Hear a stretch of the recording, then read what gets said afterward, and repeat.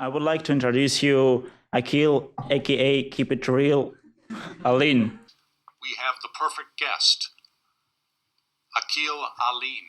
It's your boy Akil again, and I am continuing with my trend of proving to the world that I love the sound of my own voice and hoping to God that I'm not the only one. We libertarians are the true communitarians because of our principled commitment to voluntary cooperation and mutual aid. Income inequality, that bugbear that we've heard so much about, particularly in the past several years, does not matter. I believe in free speech. Je crois très fortement au principe de la liberté de l'expression. You do want a minimum age, though.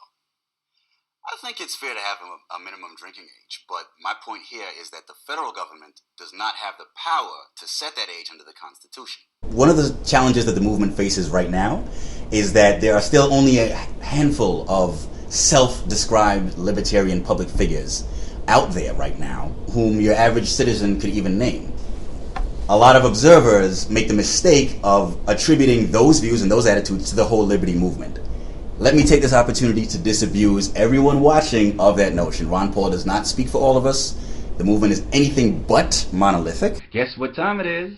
Guess what time it is? It is time to discuss that issue that never seems to go away in American society. Yes, that's right. Let's talk about race, baby. The word thug is not inherently racist or racial at all in any way. And burning and looting private property, even as a means of expressing legitimate grievances, is objectively thuggish behavior.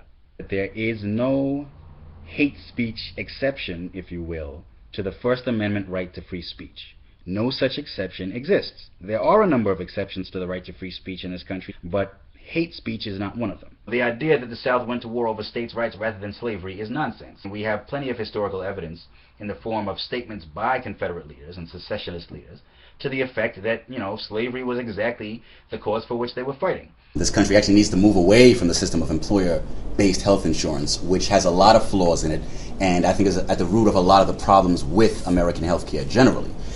I have not jumped on the so-called Je suis Charlie or I am Charlie bandwagon. The Constitution is the highest law of the land. We can have no other laws before it. A referendum will clearly show that whatever happens afterward is the responsibility of the Greek people themselves. They won't be able to avoid that responsibility. They won't be able to blame all their problems on the EU or on austerity or on capitalism or any of that nonsense. They'll recognize that they made their bed and they're sleeping in it. African Americans' monolithic support for the Democratic Party enables Democrats to take us for granted and enables Republicans to, or gives Republicans an incentive at least, to write us off. However, the Republicans only have themselves to blame. I in no way mean to denigrate the right to bear arms.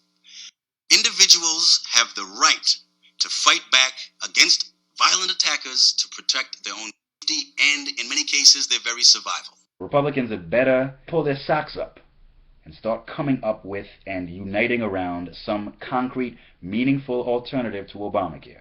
Because I think the message the court has sent them in this case is, don't expect us to fight your political battles for you. I don't think there's anything wrong with Planned Parenthood. Apparently they're not selling these body parts for profit, but even if they were, I don't think there would be anything fundamentally wrong with that. There is no virtue or honor in forced cooperation or forced redistribution. If people work together voluntarily to help each other out or to take care of the less fortunate, they are showing a moral agency that is emblematic of true virtue. If they only do so because they fear some punishment from a coercive authority, then that is not compassion that they are exhibiting, it is mere compliance. Fight speech with speech, not with censorship. The solution to hate speech, in my view, is love speech. Are you confident that your plan is going to see the light of day? Confident is not the word I would use. I don't know how soon, if ever, this idea will catch on in the judiciary. But look, sometimes these ideas take a long time to take root and to come to fruition. That's the way it works in a democracy. You have an idea that you want to put out there and you want the powers that be to adopt that idea. And initially they'll always be resistant. I may not live to see the Supreme Court come to its senses on this matter. But even if I don't live to see it, maybe some people who are younger than me will one day see it.